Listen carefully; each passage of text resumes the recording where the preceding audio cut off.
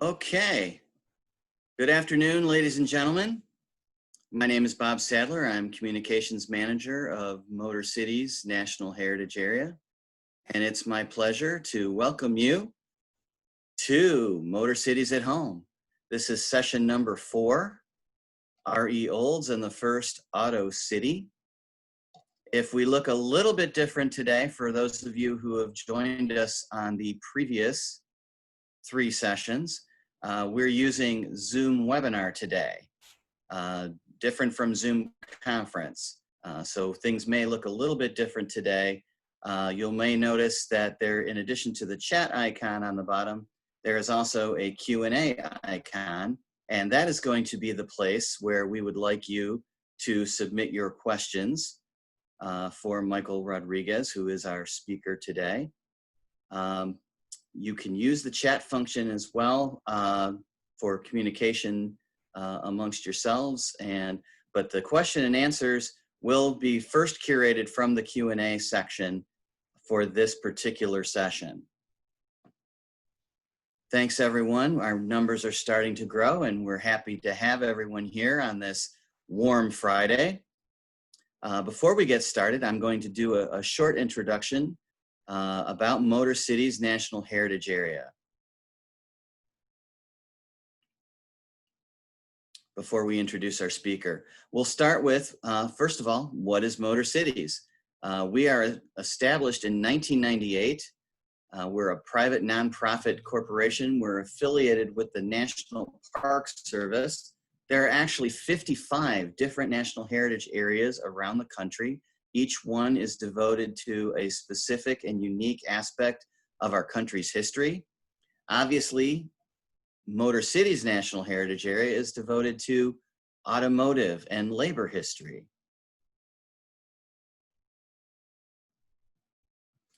Our mission at MotorCities: we preserve, interpret, and promote our region's rich labor and automotive heritage, and we're hopefully doing work promoting economic development, and of course, we're enabling, supporting, and respecting our diversity, equity, and inclusion.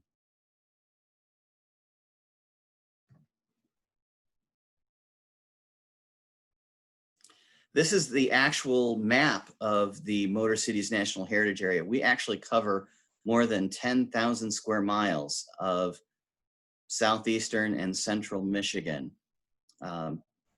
We include great auto cities like Detroit, but also Flint, Saginaw, Lansing, our subject matter for today, and go all the way out to Kalamazoo County and our far western outpost, the Gilmore Car Museum.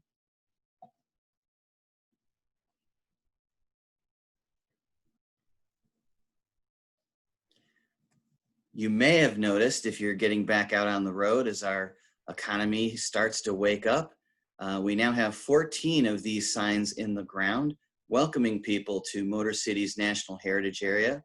There are 3 in the Lansing area. There is 1 north of Flint. The rest are scattered around Metro Detroit.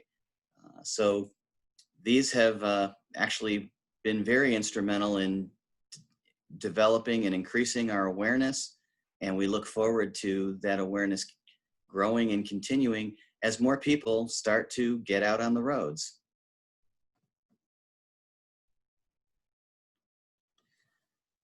For those of you who are not familiar with MotorCities, here are a number of great resources that you can use to learn more about us and all of our programs, as well as our grant programs.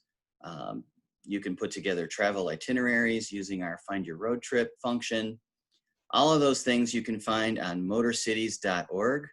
We also publish a weekly e-newsletter, which goes out every Wednesday. And you can sign up for that e-newsletter called You Oughta Know right on our homepage. We also are very robust on Facebook, Twitter, and Instagram. And those addresses are there. And also a number of videos, including some of our past sessions, are available on YouTube.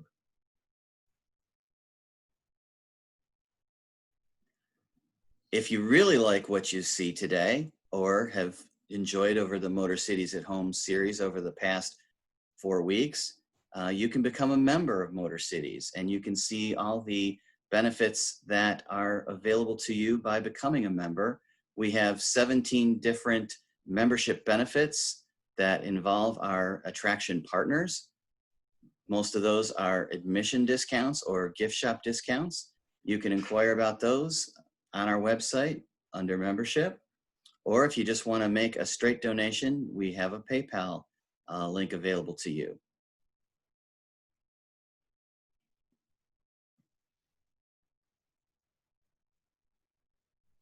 This Motor Cities at Home session is an outgrowth of our Speakers Bureau program, which, as it was released to the public in the latter part of 2019, was meant to be out in the public, doing presentations for libraries, local historical societies, and other groups. We have 22 different presentations and 8 different presenters. Unfortunately, the COVID-19 forced a lot of our booked programs to be canceled or postponed. So we created Motor Cities at Home as a way to share our Speakers Bureau with people like yourselves and do it in a virtual way. But now that the state is starting to slowly reopen, hopefully we'll be able to get back to doing things the old-fashioned way and talking to you in public. So now we're going to move on and we're going to introduce today's speaker. Michael Rodriguez has been patiently waiting, and he is from Michigan State University. Go green and go white. He is a collections librarian at Michigan State. He is subject librarian for American history, film studies, and performing arts, and English and American history. This film that you're going to see started as a book about Lansing and R.E. Olds. The book is called R.E. Olds and Industrial Lansing, published by Arcadia. He's holding it up for you there. Published by Arcadia in 2004. And the book tells the story of how the city grew and was shaped by one of its most important residents. Of course, we're talking about R.E. Olds. Now again, before we get started, I'm going to say, please put your questions for Michael in the Q&A section. And once the film is completed and Michael has a few quick remarks at the conclusion of the film, we will open up the session for questions and answers. So put those in the Q&A section, and without any further ado, we're going to turn it over to Michael Rodriguez. Thanks, Bob. First, I want to thank Motor Cities for having me. Motor Cities was one of the major funders for this project in the first place. And I've worked with Motor Cities over the years on a number of different projects. It's a great organization. Get involved, please. So first, I just prepared a few things. So first of all, I'm not really a car guy, right? If you've seen the other programs in this series so far, you're in for something that's different. I'm interested more in people and the impact of the automobile industry on those people, and the impact of industry in general on people and community. So this is about human history, right? So there were many people in the late 19th century who were attempting to make automobiles, and they were failing in various ways. Then along came Olds and the curved dash Olds, and bang, within a few years, everything had changed. Reality had changed. I don't know if it's right to call it something, to compare it to a pandemic, but you know, something percolates for a while and then things are different forever. That's how big how big the mass manufacture of automobiles was. And it can't be overstated, and I really want to keep hammering this. It can't be overstated, the skill set of the workforce in Lansing. R.E. Olds went to Detroit and came back to Lansing. When he came back to Lansing, he knew what he was dealing with, right? So there were companies like Bumet, Clark, Olds had his own motor works. This is a very different and very skilled labor force, a lot of it coming from farmers. who had converted to small time farmers. The movie talks about this. And there was the reason, one of the reasons that Olds comes back to Lansing is also because of labor issues in Detroit. And the film doesn't talk about that. So if you have questions and you want to talk about that at some point, you can email me. So how this project got made. The book was published in 2004. It was to go along with the Rio Centennial and all the celebration that went along with that. People came from all over the country. And then years later, some friends of mine made a film company called Biddle City, and they wanted a project to work on. So I went out and got some grants. Started with the Ari Olds Foundation, who funded a short that plays on a loop at the Ari Olds Transportation Museum. And the movie took a few years to make, off and on, with great cooperation from institutions like the Capital Area District Library, the Walter Luther Library in Detroit, the General Motors Heritage Center, the Ari Olds Transportation Museum was huge in getting this done. We filmed all of the interviews there at the Ari Olds Transportation Museum. And since it's been released, we actually got selected by the Traverse City Film Festival and shown there last summer. It was fun. So let's just roll the movie, and if you have questions, let's have a conversation afterward. Thank you.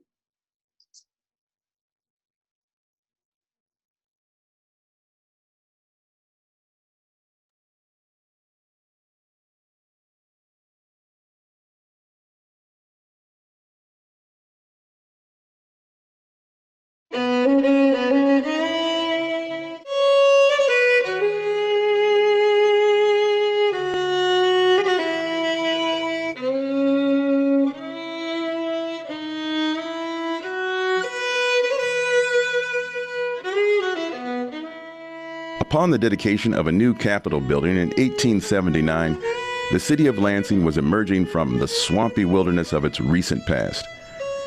The early inhabitants of this community were pioneers in just about every sense. What the factories of the cities produced in greatest quantity between 1870 and 1900 was agricultural tools for the settling of the West. As industry began to take root along the banks of the Grand River, Ransom Eli Olds brought his father's motor shop to national prominence with advancements in gasoline and steam engines and then horseless carriages. By the early 20th century, Oldsmobile became the world's first mass producer of automobiles, and Olds had already moved on to found his second car company, making Lansing the first auto city. If it wasn't for Ari Olds, of course, there wouldn't be Oldsmobile or Rio, and today there wouldn't be two General Motors assembly plants in Lansing. It just wouldn't have happened here. So there's a continuing influence on the city and area Ari Olds had strictly by starting Oldsmobile and Rio here in Lansing. He was very creative at problem solving. That was one of his real big things, that he would see a problem and try to figure a way around it. It was always the technology that he was interested in. He must have been a fascinating, challenging man to be around, because he was constantly thinking and evolving and looking for ideas. Even as a young boy, he tried to create a water mill to help cut wood for the family farm, and ended up getting punished severely for it because it was done in the pouring rain. But his father later realized that he was quite creative and quite ingenious in trying to come up with ways to solve very common problems. His father was a machinist and a man who really understood iron and also how to make things with it. So he developed a good business with his sons, including Ransom, and they made quite a success of a farm engine, which they called a gasoline engine, although it was fired by gasoline, not run by gasoline. And that was quite successful. And from that, Ransom, being very ambitious, went on, demonstrating not only a good understanding of iron, but also a good deal of mathematical ability, because although he was an excellent engineer, he never went to engineering school. He was known as the great teacher because he believed in sharing his information. When the auto industry started, people didn't really know what to expect because it was this loud machine that was going down the road, and people felt it was dirty and it would scare the horses, it would scare people. But it had tremendous impact because he really felt there was a better way to travel. What happened was people were looking for opportunities to leave the farm and come into the city.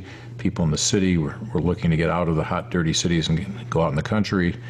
And he saw an opportunity to create some mobilization of society. There was a need to move away from the horse and all the apparent issues with having a horse, the smell that he never particularly liked. He wanted to move forward. He had worked in his father's machine shop and felt that there was a future in the machines to go from a horse and carriage to a horseless carriage. Olds had the luxury of being, the automotive portion was supported for a number of years by the stationary engine business. When Olds started Olds Motor Works, they started a new factory in Detroit in 1900 to produce vehicles, but really they only sold a few of the 1896, 1897 style vehicle, and they were developing a series of other different vehicles, electric, gasoline vehicles in the Detroit plant.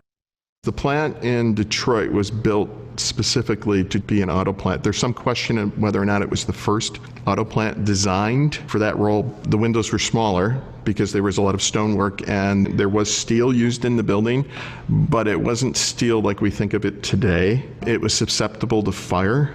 It was on a Saturday, there was an accident, someone spilled some gasoline, and the combination of gasoline, the wooden floors, and the fact that probably the steel beams were not encased resulted in a disaster, and the building went up very quickly. And the building was destroyed. And you can see pictures of the fire aftermath.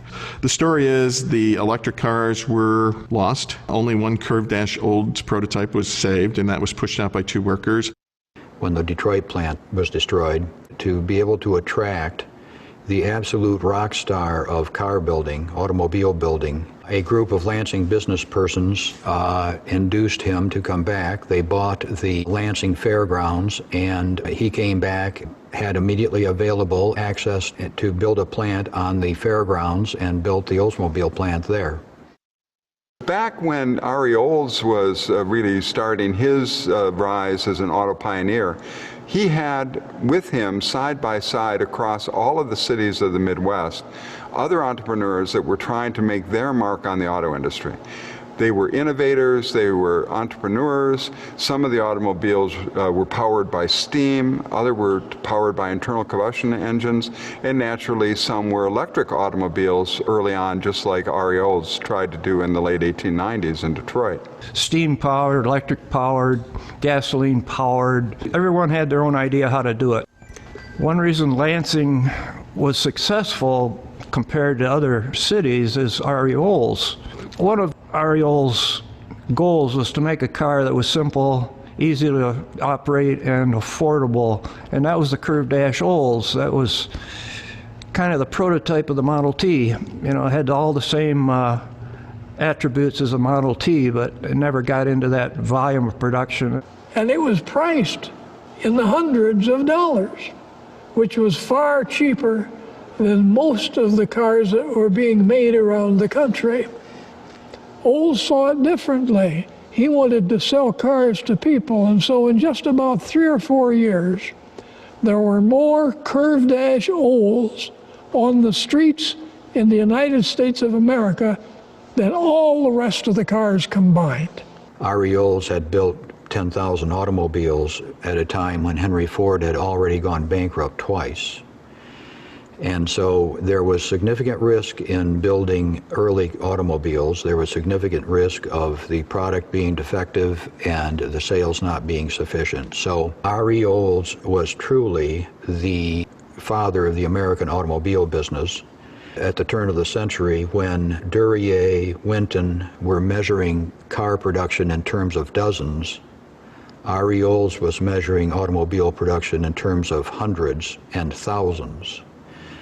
Henry Ford built very few cars until the Ford Motor Company was founded, and then of course Henry Ford, with the Model T Ford, became the greatest industrialist in the history of the world. But that's not to say that R.E. Olds building the Oldsmobiles and Rios was not greatly successful. We all know he was, but he certainly didn't take off with the product that came out in 1908 with the Model T Ford. One of the things, of course, that made it possible for Olds to do this with his natural ability was his development of the assembly line system of manufacturing, which of course at the beginning was rather rudimentary compared to what we know today. But it made a big difference, and the story is told, at least around Lansing, that Henry Ford, who was just starting out with his company, would sneak in at night into Olds' factory to see how that assembly line worked. One place where everyone huddled around and built a car in one spot, brought parts to it. Various components were along a line, and the car, you might say the chassis, whatever, was moved from station to station, or the parts added to it. And this was almost needed because of the volume production of the curved dash. Most manufacturers in that time period were building, at the most a few hundred a year, which allowed them to build that way. But with the curved dash, with its 2,000 or 3,000 a year, they had to come up with a different way to actually even make that many cars. So R.E. Olds is the father of the assembly line. Henry Ford took the idea and powered it instead of being manually moved from station to station. Those early years where the horseless carriages were created were really a precursor to changes in American society. Olds left because he was frustrated, he was getting physically ill, and he wanted to do something completely different because of a dispute with his partners. And it turns out he wanted to build small cars like the curved dash. They wanted to build a large, Oldsmobile Limited type of car. It took the Smiths essentially 4 years to run Olds Motor Works into receivership before it was sold to Durant. Now here in Lansing, automobiles recreated the city, and the city was recreated for those automobiles. So the creation, for example, of I-496 right through the center of the city went right over, it was paved over the top of the location of R.E. Olds' mansion. It was paved over the top of one of the strongest black neighborhoods here in the capital city. But it was made because of the fact that it allowed workers and others to get in and out of this center city and to live remotely. Lansing's odd in the fact that most of the original industrial development took place along the river, Beemont, and the other factories that were located, Clark Carriage Company. Because of that, it sort of restricted the growth. The other thing that was odd about the city is the way it grew through annexation. When you drive around the city, you notice that there are production facilities located within neighborhoods. I mean, that's not really normal. The city of Lansing participated in the development of America. That's what we did. We created all of these automobiles that you see around us, and endless copies of each model, which made a very great difference to the economy of the country and, of course, the society of the country in many ways. The story of Ryojo tells the story of a very different kind of automotive workplace, one that's not as large as some of the other ones that we normally think about. The automobile industry emerged and evolved and progressed throughout the 20th century. A lot of them are more like the Rio story than they are like some of the big automotive producers that we think about in places like Detroit, for example. And that speaks to the importance of the kind of experience that the workers in the plant like Rio had. They believed Rio workers were better workers. They believed that they were more responsible, that they were a community. They called themselves the Rio family. The family metaphor was ubiquitous and persistent throughout much of the company's history. And as a family, they stuck together, they helped each other out, they made the best product, they loved their cars and trucks beyond description. They derived an enormous sense of pride because they believed it was a great company, it was a local company, it had the best workers, it took care of you, and you took care of it. A great many of them came right off the farms, and they saw themselves as respectable, citizens, taxpayers, and as well as automobile workers. Most of the farmers were not big farmers. Farming became a second job for them, really, but they still enjoyed the farming, but they needed really a second income to support their families and so forth. They said that they had a better work ethic because they came off of farms. Farm labor, as far as they were concerned, was the hardest type of labor. You know, you don't punch a time clock, you do what has to be done. Whether you do it well or not determines how well you fare, you know, in life. And therefore, there's a certain amount of self-reliance, a great work ethic, and they saw themselves as different, I think, in part because of that work ethic, in part because of their connection to the region, and the stake that they have. They were stakeholders in this place because of that. They felt very connected to it. Rio was known as a family plant. There was a lot of innovation as far as management worker. They built the first clubhouse for workers. The clubhouse was at the time was a center for Lansing entertainment. They had movies there, they had concerts. There were dances, there were events, there were carnivals, there was like a country fair every year. It was a community center for the people who worked at Rio, and people who didn't work at Rio were jealous. They wanted to be invited to go there. And then there were other things as well, like sports teams. It was a very all-encompassing kind of what we call in history welfare capitalism program, where the workers were taken care of. There was also health insurance, and they helped with workers who wanted to buy houses with mortgage assistance. They really provided social services that wouldn't otherwise be available to them, and it really created that family feeling and tied the workers to the company in a very profound way. And it would be revisited and revised, but nevertheless done in different sorts of ways as the century wore on until the plant itself, until the union came, and then different sorts of arrangements were devised. I worked for Fisher Body Division of General Motors for 23 and a half years, and we painted all the cars for the assembly division at Oldsmobile. First of all, in Lansing, if you got an opportunity to go to work for General Motors, that elevated you in terms of quality of life. It was a good payday, benefits, that allowed a standard of living that was much better than what a lot of the minorities that had come from the South during the war years because they needed manpower. Ford and General Motors were soliciting, if you got relatives in the South, we have jobs. And when they would come, north and get a job in a factory making a tremendous amount of money compared to what they were working in an agricultural environment, you got benefits. Now your kids didn't have to have cavities in their teeth, and so the benefit portion of the job was worth as much as the hourly wage.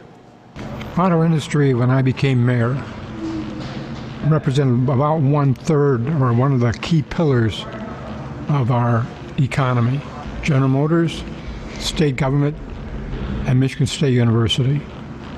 The General Motors piece was important because we had a 100-year history with Arioles and General Motors. Advanced manufacturing and the skill set to support it evolved into our DNA. If you take a circle 60 miles around with Lansing in the center of it, you'll find that more motor vehicles have been manufactured inside that circle than any other place on Earth. Even though Olds got out of the industry relatively early on, the man who started Oldsmobile had profound impact on the direction and the legacy of the automobile industry in the capital city. R.E. had a very fertile, creative mind, and it wasn't just limited to car and truck production. It consisted of farming, land development, investments in oil and gas wells, and philanthropic. R.E. Olds and Meta, devout Baptists, were very concerned with the generous with support of the YMCA, the YWCA. R.E. decided the most efficient way for him to continue his philanthropy is to form what's now called a foundation. It was named the Ransom Fidelity instead of the Arioles Foundation, which is what it's known as today, because there were a lot of people that would come up to him on the street and ask for money. He was a very well-known figure, pretty much around the world wherever he went. He didn't keep the fire in his stomach like Ford had, and like many people would be influenced to move on into other endeavors. It is said that a full 90% of the labor and material used in the construction of Olds Tower came from Lansing area resources, and its 345-foot statue stands as something of a reminder of how much of the city's industrial and entrepreneurial history is tied to the man who started Oldsmobile, Rio, and so many other local institutions. Of course, Rio, like everyone else, took a big dive during the Depression, and at the same time they came up with the Rio Royale expensive cars, which drained their finances. But their last passenger car was produced in the 1936 model year. Trucks became the most prominent product that they built. Rio's first bankruptcy occurred in the era 1938 to 1939. This was an era of high tension at Rio between management, between Ari Olds, and the affection that everyone in Lansing and with Rio had for Ari Olds. So Rio and Olds severed all connection, and Ari Olds went on into other business ventures and into philanthropic efforts. Yeah, I think for most of us, we probably would say, wow, if we really made that much of an impact on American society, you'd want to continue to ride with it. He, on the other hand, saw that life was made of other opportunities and other challenges. And he clearly did not seem to enjoy the administrative side of running a large corporation. That was something he much preferred to leave to other people. Rio was purchased by White Motors in 1958. Conventional wisdom is that White Motors was very influenced by a very fine engine that Rio had called the Gold Comet 6. And then Rio engineers developed another engine called the Gold Comet V8. And those engines were held in such high esteem by truck manufacturers that White thought they wanted those engines. Then in 1960, White Motors purchased Diamond T Truck Company of Chicago. Diamond T was a small volume but very famous truck company in the south side of Chicago. Unfortunately for Chicago, White Motors closed the Diamond T plant, and all Diamond T production came to Lansing. And from 1960 until 1967, Diamond T trucks, Rio trucks, and White trucks were all coming down the same assembly line at Rio, and all of those three brands of trucks were built here, selected models of the White trucks. The company struggled on from 1967 until 1975, and then on one of the darkest days in Lansing history, 1,200 men and women showed up for work in the spring of 1975 and found the doors to the factory padlocked and chained. The company had become insolvent, and a bankruptcy trustee actually padlocked the company, and overnight 1,000 employees lost their job. Oldsmobile was its own worst enemy. The thing that killed Oldsmobile, two things. One was complacency, because they were so good and dependable. Funding was channeled into weaker divisions, weaker products, because they needed the help. Oldsmobile didn't need the help, so you become kind of stagnant, and the industry moves away from you. The other thing was when Smith became the head of General Motors, he was, that's the worst thing that ever happened to us. Smith was not a car person. He didn't come up through the ranks. Roger Smith, yeah, the infamous Roger Smith. And this was something that was a universally accepted thought process throughout the General Motors management, production management, not the 14th floor. When you entrust non-car people to build cars, you're inviting a problem. And that's exactly what General Motors did. General Motors, over the period of 1996 through 2004, closed 40 plants around America. We were on the list to be closed. I didn't know that when I ran for mayor. Didn't realize that until I'd been mayor for about a year and a half. When I was told we were going to be losing the plants, it was in the context of the 100-year anniversary of Oldsmobile. Harry Olds had started here in 1897. Lansing is proud to be the birthplace of America's most enduring car company, and we are pleased that all of you have come to join us in celebrating its 100th birthday. And so Donovan had told me that there'd be a year-long celebration, and we're going to be a birthday party, and there are going to be cars coming from every part of the country, and we'd have 50 or 60,000 people here for a week, and we have a big birthday party.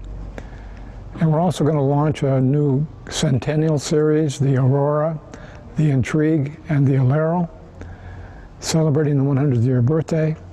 And the Alero is going to be made right here in Lansing. That was pretty good news. He said, oh, by the way, when that's done, we're leaving town. We got no more product for this region.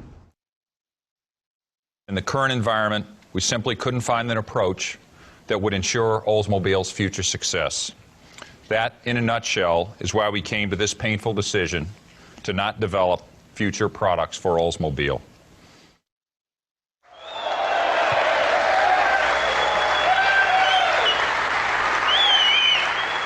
There were cheers and applause along the line as the last Olds product, the Alero, made its way out of the plant. I went over to the body plant and watched the last Alero come off the line. Then there was a parade, and that went over to the final assembly and was processed and came off the line there. And it was like a wake. The line stopped. There was no car behind it. When you, for 30.5 years, have been keeping that chain running, you know, there's another car coming, there's another car coming. To see it stop, the building's empty, it was like a wake. Why was it important to keep General Motors in Lansing? Would something else have taken its place? Look at Flint. Yeah. Flint lost 50,000 UAW workers. Every fourth house is vacant. Community's been devastated. The churches, schools, nonprofits, neighborhoods, suppliers, all leave. And it fundamentally changes your community. The impact of what began with Oldsmobile and Rio has come to mean that the city is still luring auto manufacturing to the area. With the addition of the new $560 million General Motors plant on the same grounds as the original Olds Motor Works, and another plant in Delta Township just west of the city, Lansing was the first U.S. city to open new factories in more than a decade. Though GM closed the curtain on the Oldsmobile nameplate in 2004, it also celebrates the coming of new jobs and untold millions in tax revenue for years to come. Because of the efforts of Lansing's early industrial pioneers and the continuing efforts to retain industry, over 1/4 of the total 235,000 labor force of the area is still tied to manufacturing. Ari Olds, with the help of a labor force that got its foundational experience on the farm and in factories that built agricultural tools, made this possible. Would the mass manufacture of automobiles have happened somewhere else if not for Olds and Lansing? Probably. But the tale of Olds and Lansing and the transformation of American and world transportation started here.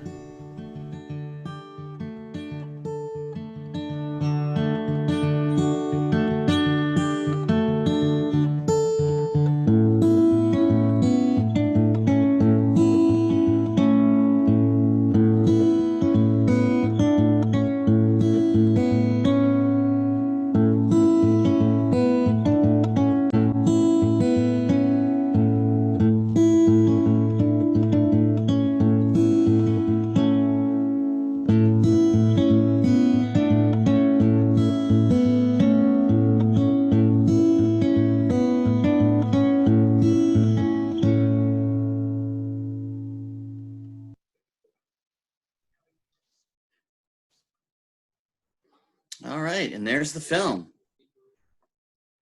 We did get a few questions. Michael, if you could unmute yourself, we're going to go through a few of these questions that have come in while the film was playing. The first one actually was answered during the film, but Steve had a question and indicated that his grandfather was an automobile dealer prior to World War II in New Britain, Connecticut, and he had an REO dealership. He was an REO dealer for 1 year in 36, 37, and then subsequently replaced REO with Willys. And at the time, before this part of the film, he said he didn't know why he would have dropped REO for another brand like Willys. But then, of course, it was answered during the film that REO... They stopped making cars. Yeah. So we have another question from Matthew Stevens. I don't know if you came across this in your research, but do we know the identity of the two workers who saved the prototype from the factory fire? The one in Detroit? No. Okay. No, and that's the story that gets repeated so many times that I begin to think it's legend. It's probably true, but we don't know who they were. No. Okay. You can go back to the, so you can look at the Detroit News that reported a lot about the fire, actually, because it was the biggest fire of the year in terms of industry fires. But no, they didn't get into the detail of who these people were. Bob and Michael, we do have a raised hand in the chat, and maybe Kathleen has something to add to that. So I'm going to try something experimental here. And Kathleen, if you would like to talk, I'm going to allow you to talk. Let me set this up. So Kathleen, I think we can hear you.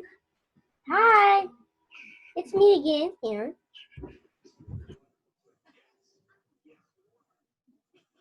You could go ahead, Kathleen.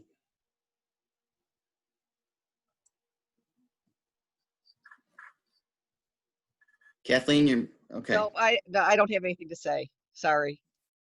No? Nope. Okay. All right. Let's move on.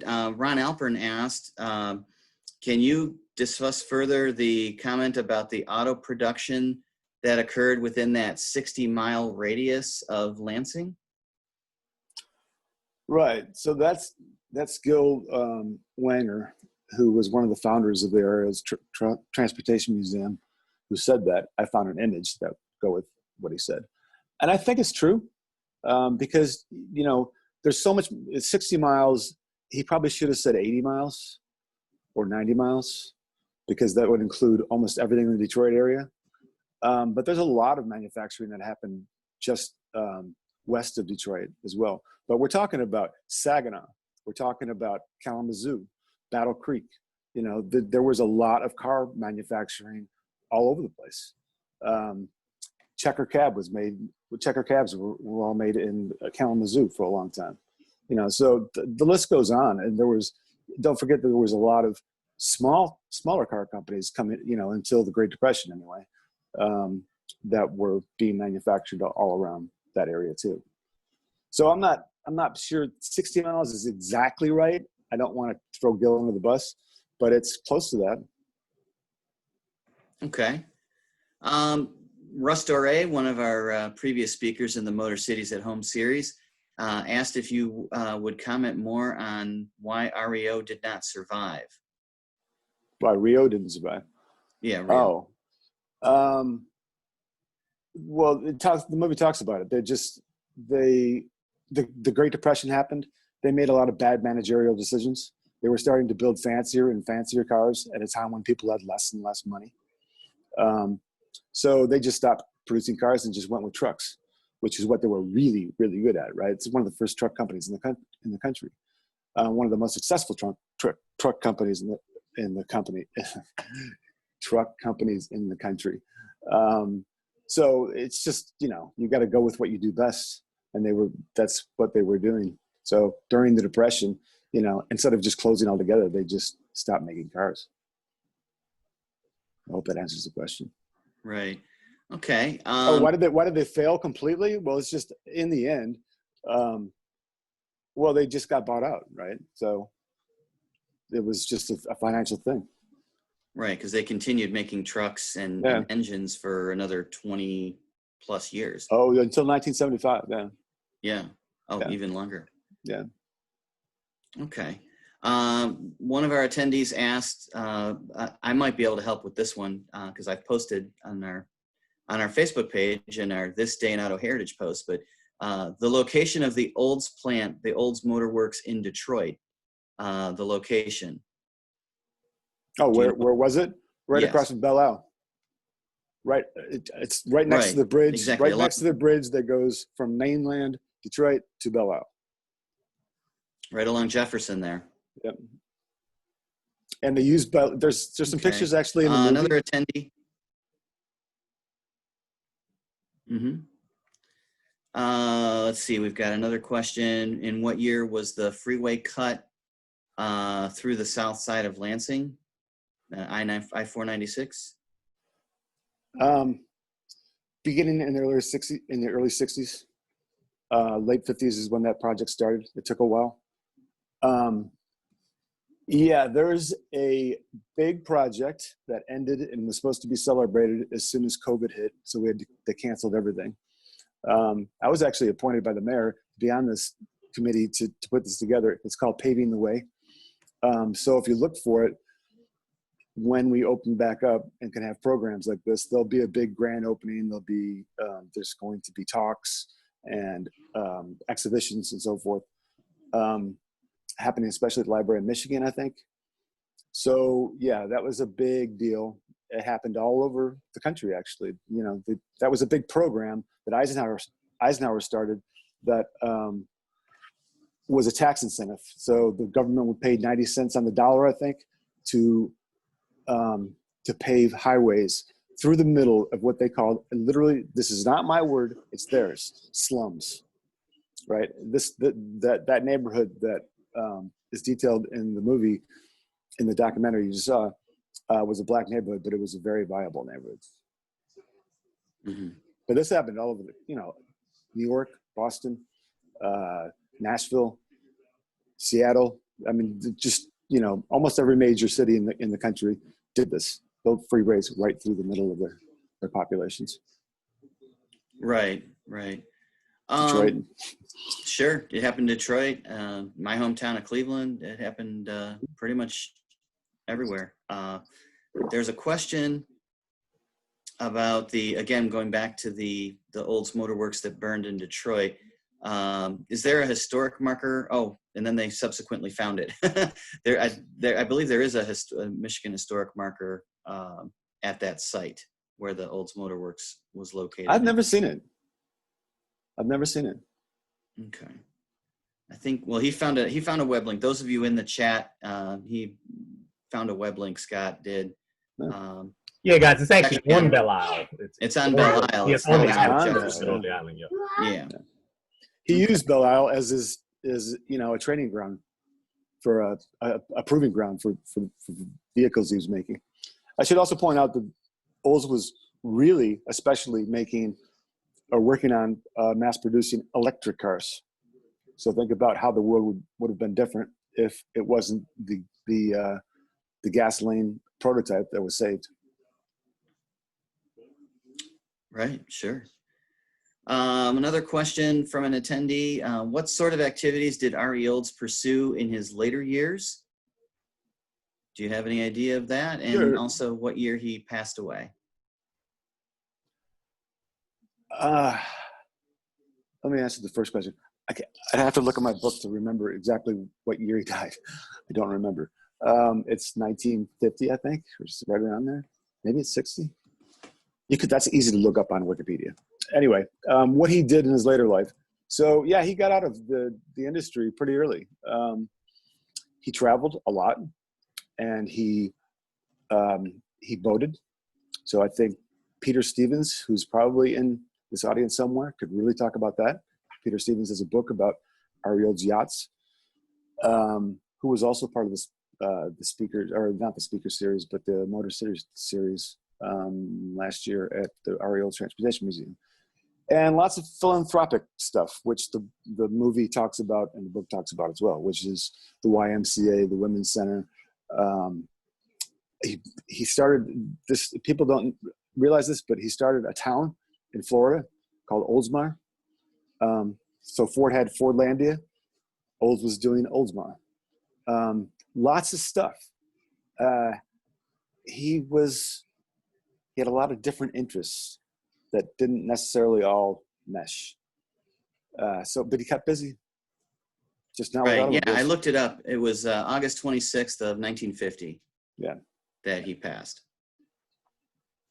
And we do have, someone did some research and came up with a person who's got credit for saving the curved dash prototype. Was a gentleman by the name of James J. Brady. And Debbie says that she can send you some more information on the fire. Is that Debbie Stevens? I believe so. Yes. And thanks for your work on Mr. Olds. You're welcome. Debbie's in the movie.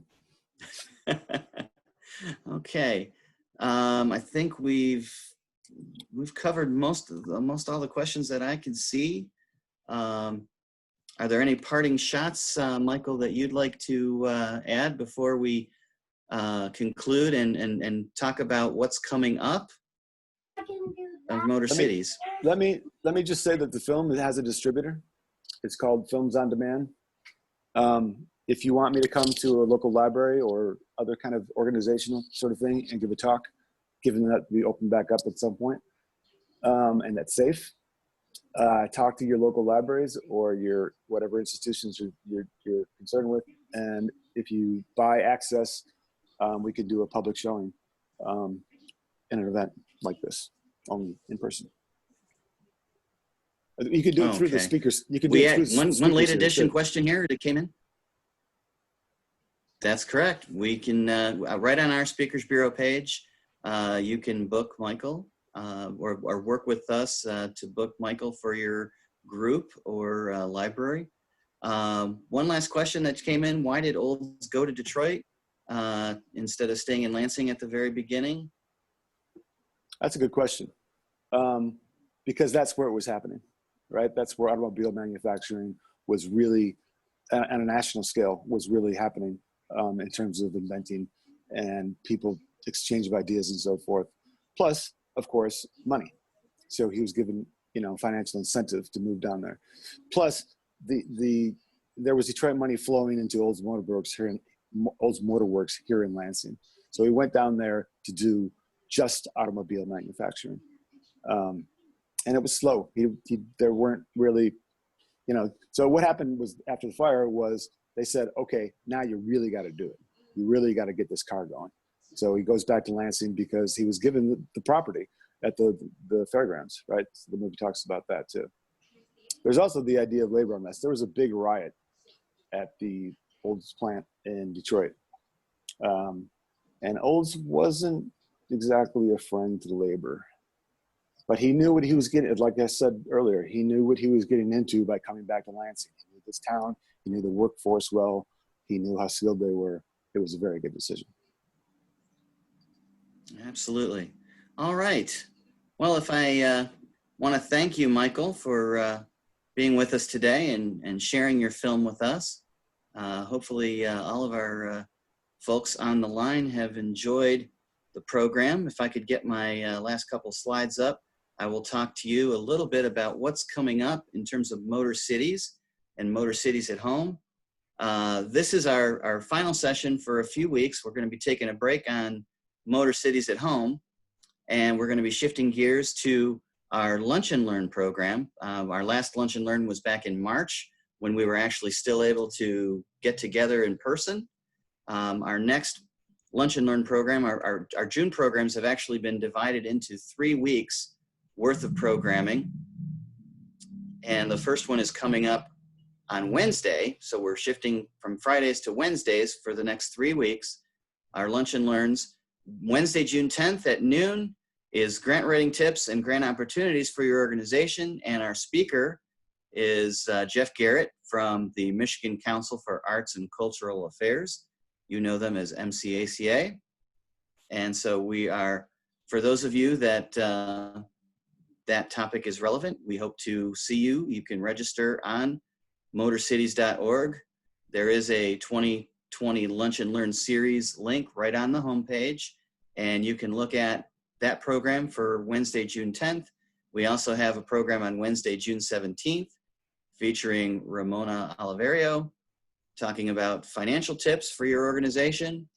And then our own Brian Yap will close out the June Lunch and Learns on Wednesday, June 24th, with a look at MotorCities and the grant opportunities that we have available and how you can get involved and apply for those. So we're shifting gears for a few weeks to Lunch and Learns. We are planning to be back in July with MotorCities at Home. It remains to be seen. We're still working through some details, and certainly the impact of the state reopening and how our economy is getting back underway will play a part in that. But we do plan to be back with some of these MotorCities at Home Zoom programs in July.